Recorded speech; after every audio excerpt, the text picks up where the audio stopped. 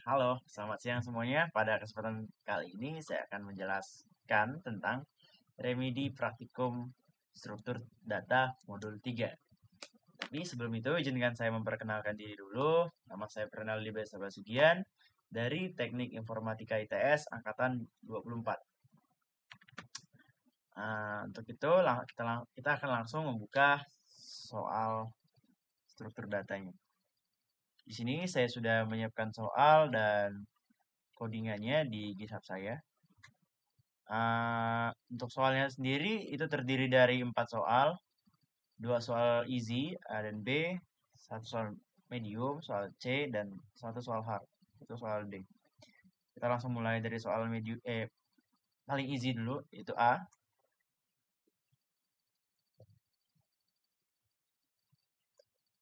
Di soal ini terdapat ceritanya sedikit, itu izinkan saya membacakannya. Sebuah perusahaan ingin membangun jaringan komunikasi antar kantor cabangnya. Namun, karena adanya tantangan geografis, tidak semua kantor bisa dihubungi satu sama lain. Hanya kantor-kantor tertentu yang bisa dihubungkan satu sama lain. Dan biaya pemasangan kabel juga berbeda tergantung kantor yang dihubungkan. Kamu diminta untuk membantu menentukan cara menghubungkan seluruh kantor dengan biaya total paling minimum. Dan tentukan apakah biaya tersebut masuk ke dalam budget perusahaan. Di sini soalnya sudah jelas, ini tentang menghubungkan beberapa union, yang dimana union itu adalah kantor, dengan biaya seminimum mungkin. Dari soalnya sudah nampak jelas bahwa ini soal tentang algoritma Kruskal. Selanjutnya, format input.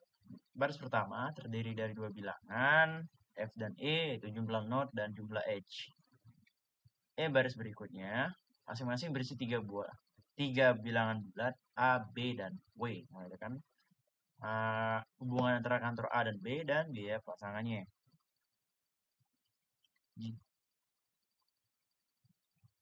Oke, kita langsung ke soalnya.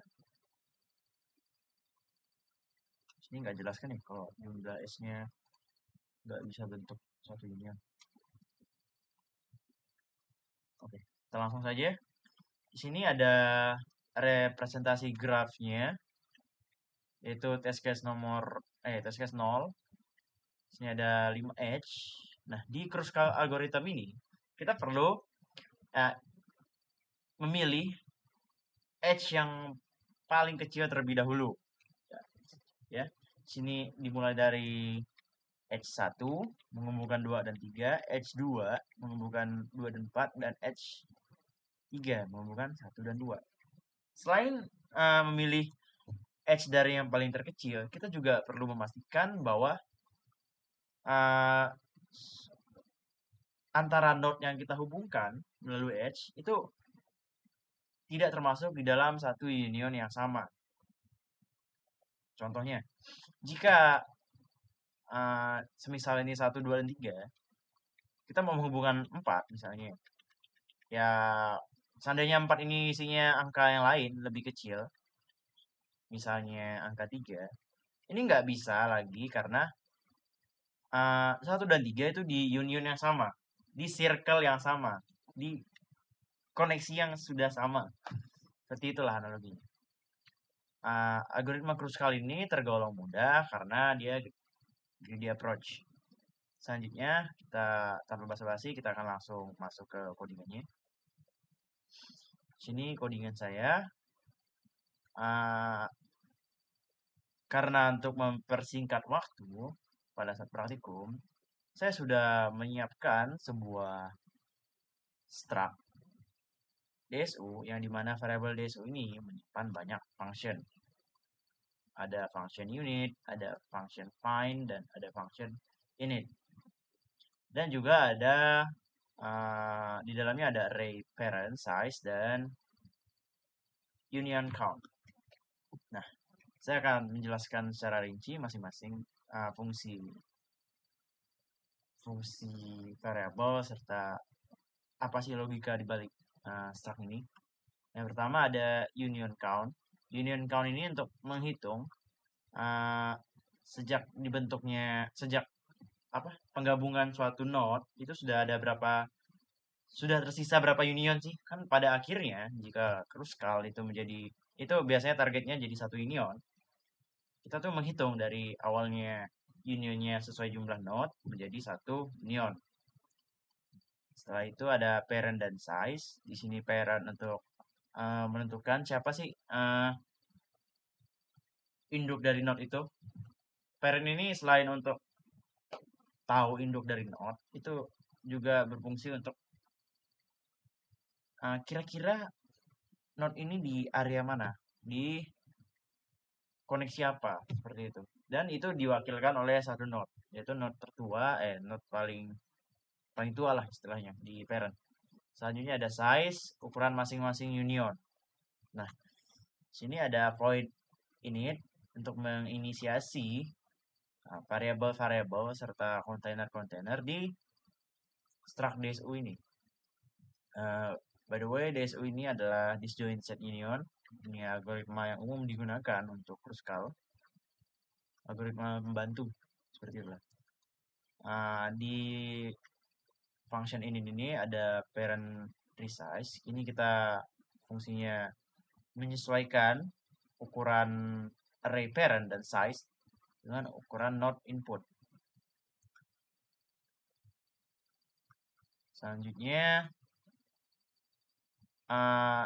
karena pada awalnya masing-masing node itu berdiri sendiri, maka union count-nya itu sama dengan jumlah node.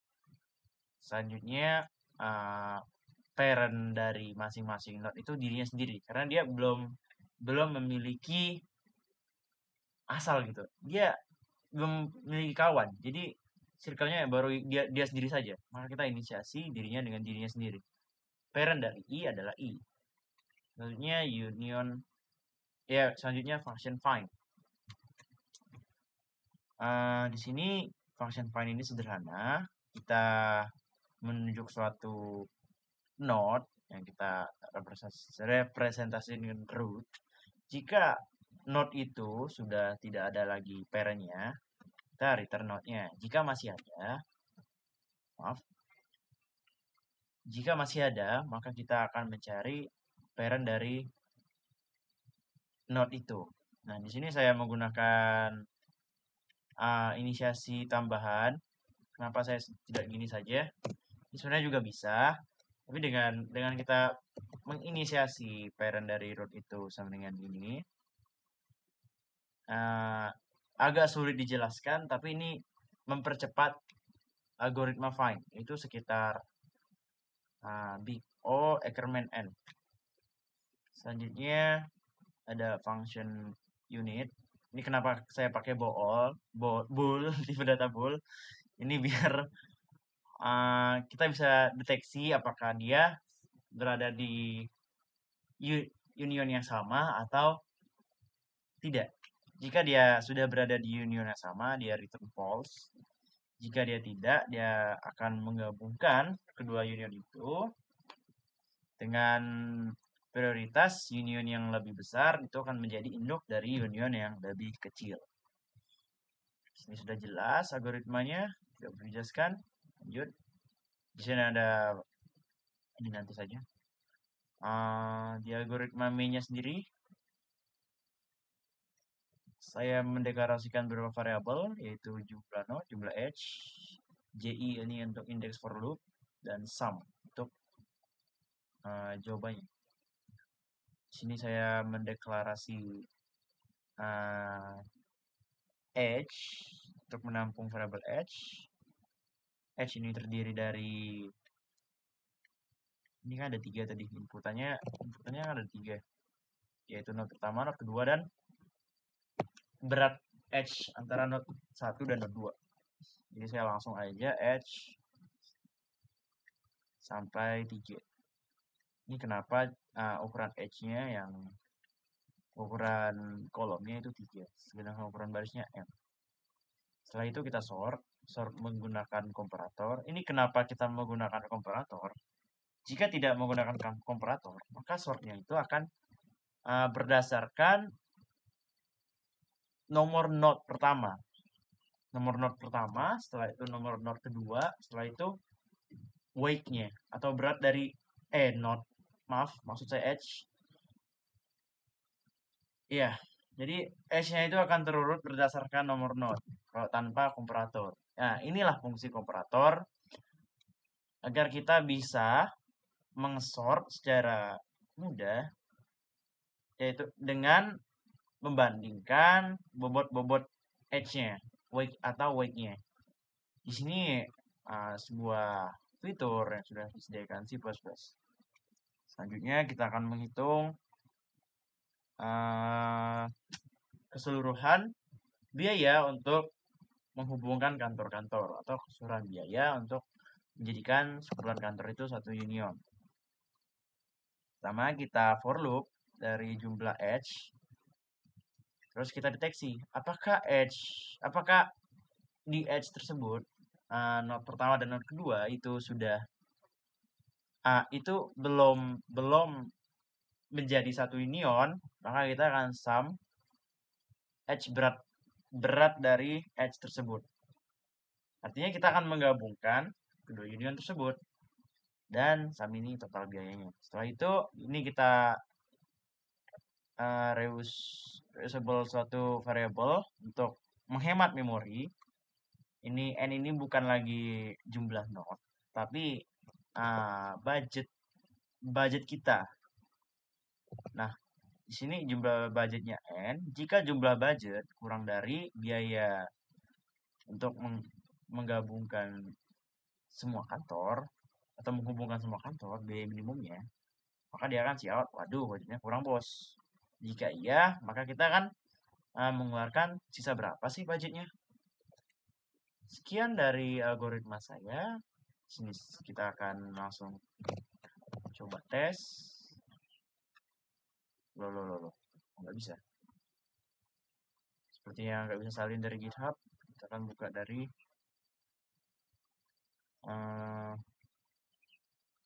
sudah saya save. Apa ya?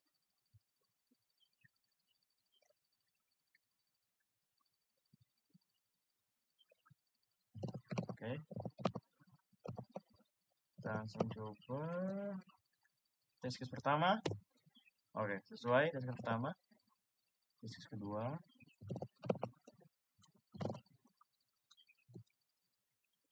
Test case kedua juga sudah sesuai.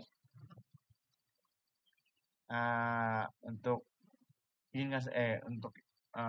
suatu subcode yang saya komenkan di sini jadi komen lain itu karena sebelumnya code ini untuk mendeteksi bug. Saya ingin melihat apakah isi edge-nya sudah sesuai, apakah input saya sudah benar. Ya. Sekian dari soal A, kita akan lanjut ke soal selanjutnya, yaitu soal B. Kita buka soal B, ini kita nggak pakai GitHub lagi. Nah, tidak bisa select. Nah, di sini soalnya ada story-nya. Kasuga Ichiban adalah pengirim makanan keliling yang setiap hari mengatakan pesanan ke berbagai lokasi di Hawaii. Ia ingin menemukan rute dengan jumlah jalan atau edge paling sedikit agar makanan sampai dengan cepat dan tetap hangat. Bayangkan setiap lokasi sebagai titik vertex. Ada peta dan setiap jalan sebagai bukan tertitik tentang ukuran panjang atau kondisi jalan. Cukup hitung berapa banyak jalan yang dilalui. Artinya setiap edge itu weight-nya kita anggap 1. Jika diibaratkan sebagai graf, kasus ini merupakan graf tak berarah dan tak berbobot dengan n vertex berindeks dari 0 sampai n-1. Dan m edge. Tugasmu adalah mencari jarak minimum dalam jumlah edge dari vertex sumber, vertex tujuan. Jika tidak ada jalur antara S dan T, karena graf ini tak berarah dan tak berbobot, maka gunakan BFS pada graf. Buat yang belum tahu BFS itu breadth first search itu algoritma transversal graf sederhana. Sini ada ruang masukannya. Bahan pertama terdiri dari 4 bilangan bulat. jumlah vertex, jumlah edge, indeks vertex tujuan, dan indeks sumber dan tujuan. Sudah jelas. Untuk constraint-nya juga tergolong kecil. Oke, ini algoritma BFS sederhana. Untuk yang sebentar. Jumlah vertex, jumlah edge, indeks vertex sumber, dan vertex tujuan. Ini kenapa dia min 1? Karena dari vertex 0 ke vertex 4 itu tidak tersedia jalan. Ini kita bisa melihatnya menggunakan representasi graf atau graf editor. Kita pakai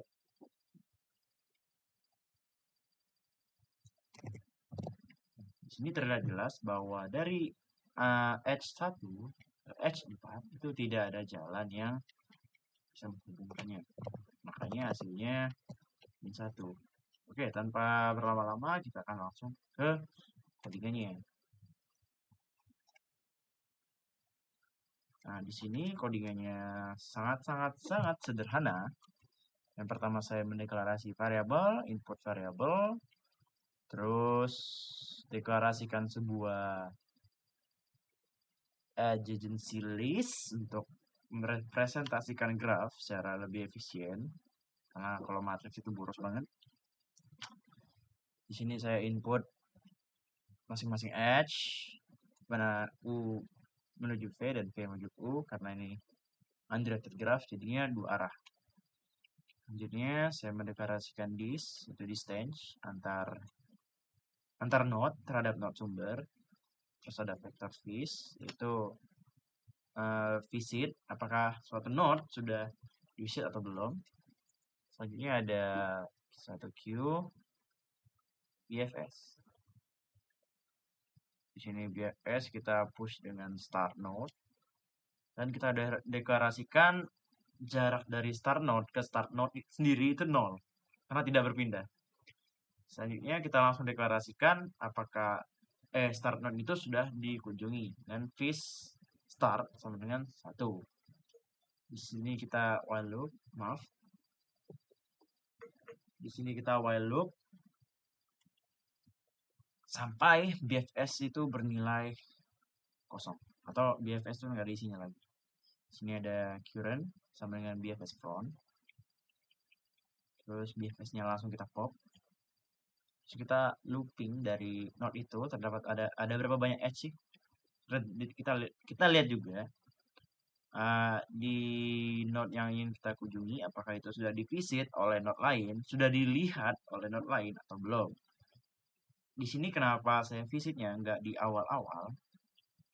Soalnya kalau visitnya di awal seperti ini, suatu node itu bisa melihat node yang sama. Jika kita langsung visitnya saat di for-nya, saat dia melihatnya, ini lebih efisien. Di sini distance dari suatu child yang dilihat oleh node current tadi, kita itu hasil dari penjumlahan jarak node sumber ke current node plus 1. Ini kenapa saya jadikan seperti ini? Karena vis CH juga bernilai 1. Ini saya buat keren-keren aja karena bentuknya unik. Setelah BFS-nya selesai, kita langsung siapkan jarak endpoint-nya dengan start point. Jika jarak endpoint-nya itu infinity, maka keluarannya min 1. Jika tidak, maka jarak itu sendiri. Selanjutnya mari kita langsung coba test case-nya.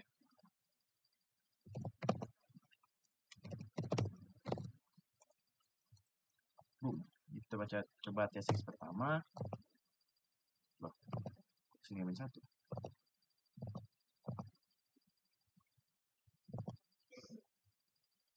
Kenapa hasilnya min 1? Apa yang salah?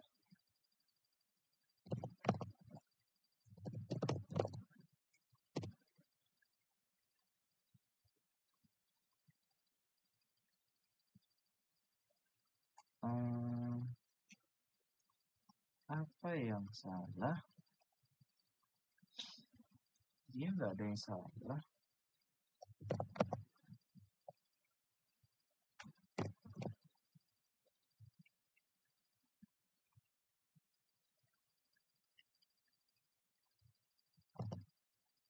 Dari 0 ke 5. Bisa aja sih.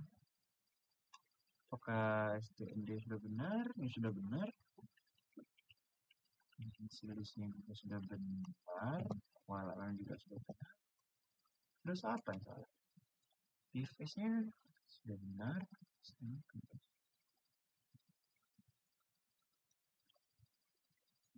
Apa yang salah? Kenapa pas praktikum benar?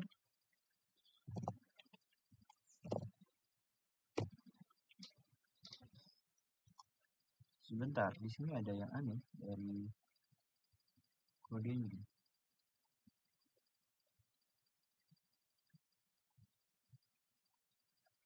Yang ini sudah declare dengan 17. This start, no, this start. Satu, from the pop. This CH.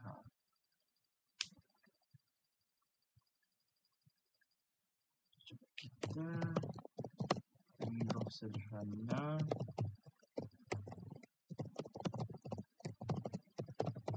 Maaf, sepertinya terjadi bug di kode saya, entah itu kesalahan teknis sepertinya. Coba ya.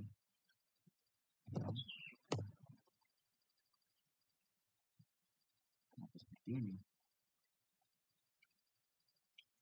Salah. Oh, saya kelupaan suatu hal. Nah, BFS push.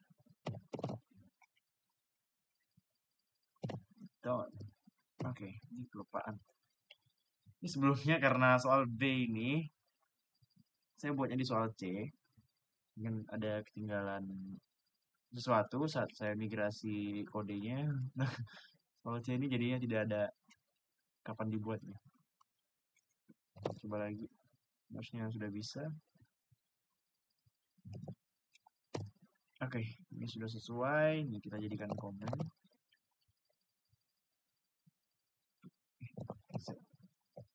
Ini 3 hasilnya, tes kedua.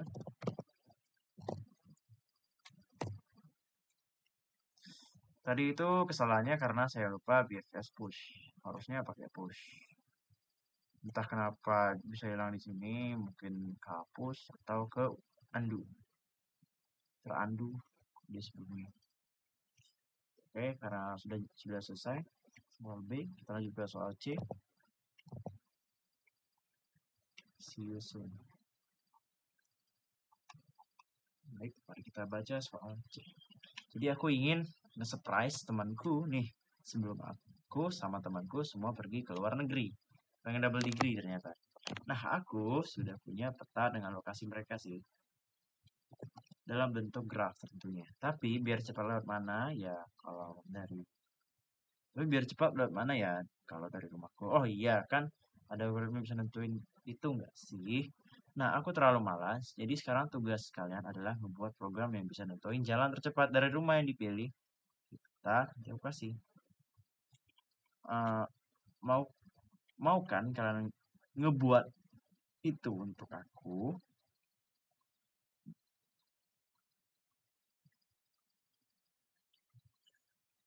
Di sini sebenarnya jumlahnya besar banget dan um,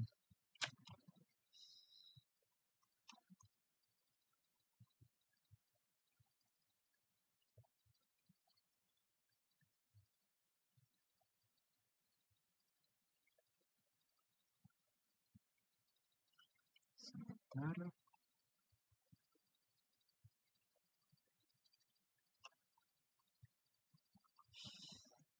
Ini sebenarnya time limitnya agak tidak masuk akal menurut saya dengan constraint yang long max. Ya, tapi mungkin ya seperti itulah. Ternyata bisa.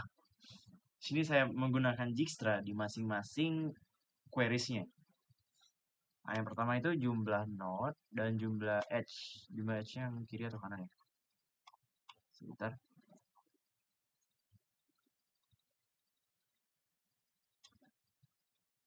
Anggap aja jumlah edge-nya itu yang kanan. Ini ada jumlah edge-nya 6, ini jumlah query-nya 2, ini 3, 6. Ini start node-nya. Output-nya itu dari start node di queries-nya ini menuju semua node itu melewati node apa saja sih biar hasilnya minimum. Nah, ini kita Dijkstra masing-masing node di queries. Jadi satu queries itu kita perlu Dijkstra masing-masing node-nya. Sebenarnya bakal time limit sih harusnya. Tapi kita nggak tahu ya. Tergantungnya buat soal. Oke, lanjut. Kita ke soal C, langsung ke kodenya. Di sini biar aman karena constraint-nya mengerikan, saya langsung saja menggunakan long long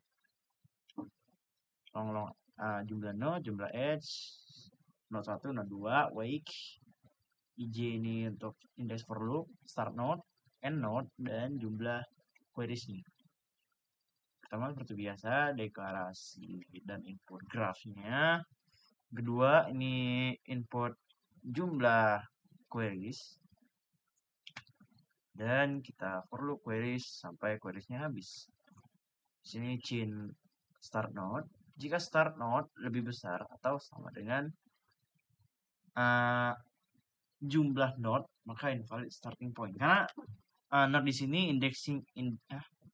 zero indexing, dimulainya dari 0. Jadi kalau sampai ke jumlah node itu sendiri ataupun lebih, ya bakal invalid karena node itu tidak ada. Selanjutnya kita deklarasi jarak masing-masing node itu long max dan parentnya belum ada, atau deklarasikan dengan 1. Kenapa saya tidak milih 0 ya? Karena node 0 itu ya ada di graph, dengan node min 1 kan tidak ada. Selanjutnya priority queue, ini reverse priority queue, queue push. Ini kita deklarasikan jarak start node ke start node itu sendiri itu 0, dan di pk push-nya itu template-nya kita input jarak distance node tersebut dari start node dan node-nya itu yang di kanan. Kenapa posisinya gini ya? Agar bisa tersort secara scanning di priority queue-nya. Selanjutnya kita looping sampai priority queue-nya habis. Di sini kita tie wake dan not u dan pk top. Buat yang nggak tahu tie ini, kita cara mudahnya biar w ini sama dengan pk top first dan u ini sama dengan pk top second. Selanjutnya kita langsung pk pop biar lebih clean code-nya. Sini kalau jarak node u ke start node itu lebih kecil daripada wake, maka langsung continue aja karena itu sebelumnya sudah dikunjungi dan lebih baik pengunjungan sebelumnya. Sini kita for loop node-nya. Di sini kita melihat apakah jarak node yang ingin kita kunjungi itu lebih besar dari jarak node yang sudah kita kunjungi plus edge penghubung antara node yang kita node u dengan node pfr. Ini kita push dan sekaligus mendeklarasikan setelahnya ya anggap aja mendeklarasikan jarak node p first dan jarak node u ke start dengan cara menjumlahkan jarak node u plus berat edge-nya. Selanjutnya kita deklarasikan bahwa parent dari node P first tadi itu adalah U, karena P first itu dikunjungi oleh U pertama kali. Sudah selesai kita menjikstrakannya. Ini di apa? Di queries yang sama ya. Ini masih satu queries yang sama. Setelah itu kita outputkan setiap node-nya. Jika node yang dipilih itu sama dengan node start, maka ya skip. Ngapain kita cari rute dari A ke A? Dia A sendiri, ya 0 tanpa load apapun. Selanjutnya jika bukan, kita siapkan form st to e bla bla bla bla. Di stack ini kita backtracking, ini intinya algoritma backtracking. Selama yang kita lihat itu parentnya tidak min 1 atau tidak min 1, bukan parentnya. Maksudnya min 1, maka ya lanjut terus backtrackingnya. Di sini saya nge-reverse, ini sama aja dengan vektor di reverse, tapi saya menggunakan stack agar lebih bagus aja tanpa algoritma tambahan reverse. Sebenarnya kita langsung coba test case-nya.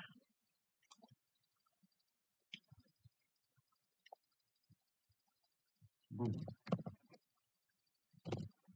Ini kita jalankan. Yap, dan benar. Kenapa node 6 itu invalid starting point? Ya karena node 6 ini nggak ada di grafnya. Maksimum grafnya ya sampai 5. Dari 0 sampai 5. Jadinya invalid starting point. Karena sudah jelas, kita akan lanjut ke soal D. Dari saya sendiri, soal C ini tergolong ribet dan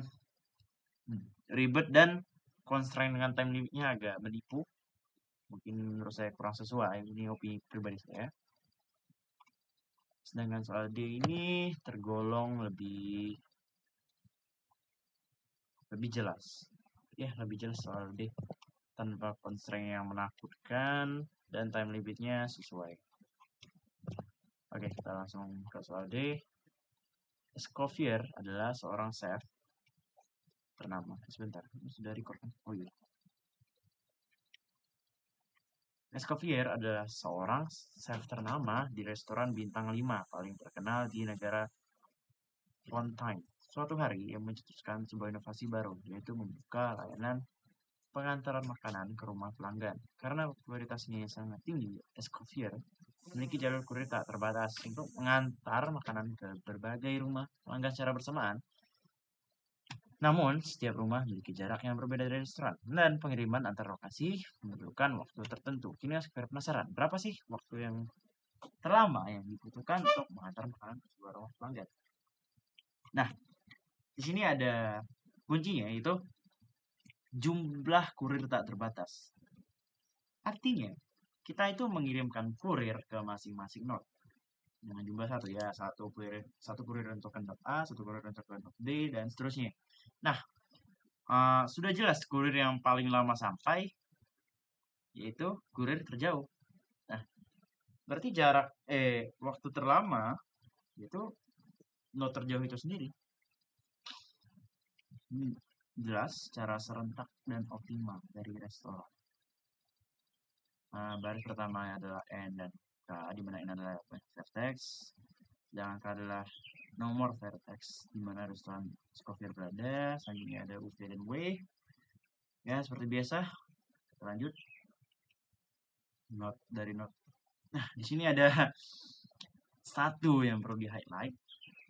Ini directed graph, bukan undirected. Kemarin saya hampir salah di sini karena kurang teliti. Jadi kita langsung saja karena solution ini sederhana dan simple dibandingkan soal nomor sebelumnya yaitu soal C. Sini kita hanya menggunakan Dijkstra dan melihat di distance masing-masing node itu node mana yang terjauh dari start node. Oke, kita langsung eksekusi kodenya. Kode yang D seperti biasa deklarasi Terus input masing-masing edge kita representasikan dengan node agency graph. Ya, Dijkstra biasa. Ya, Dijkstra yang sangat sederhana. Kita nggak perlu pakai pairan karena kita nggak pakai backtracking. Ini Dijkstra kayak soal sebelumnya. Selanjutnya di sini poin yang berbeda itu kita perlu mencari max distance dari node start node, dari toko Escoffier tadi masing-masing rumah. Nah, di sini kita deklarasikan bahwa jarak terjauh itu 0. Apakah jarak terjauh yang sudah dilihat sebelumnya itu ada yang lebih besar lagi ya? Kalau ada yang lebih besar kita simpan ulang. Selanjutnya kita lihat apakah ans sama dengan pin F. Otomatis jika ada jarak yang sampai infinity, otomatis berarti rumah itu nggak bisa dikunjungin. Atau ada suatu rumah yang nggak terhubung dengan toko Escoffier. Jika nggak sampai infinity, berarti ada ans-nya. Infinity ini sendiri, ini saya define kan, yaitu integer max. Kenapa infinity aman? Karena jika masing-masing wake itu beratnya 100 dan ada 100 jalan, ya ini masih di bawah infinity, masih di bawah 10 pangkat 9. Nah, ini nilainya 10 pangkat 4. Oke, segitu saja. Kita langsung eksekusi kodenya. Boom.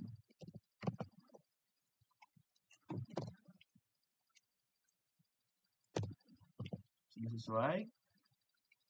Oke, karena sudah habis, sekian dari saya. Jika ada salah kata, mohon maaf. Jika ada kelebihan itu dari Tuhan, jika ada kekurangan itu dari saya sendiri. Jika ada kekurangan, tolong komen. Ya, jika tolong koreksi. Sekian, terima kasih. Selamat hari Minggu.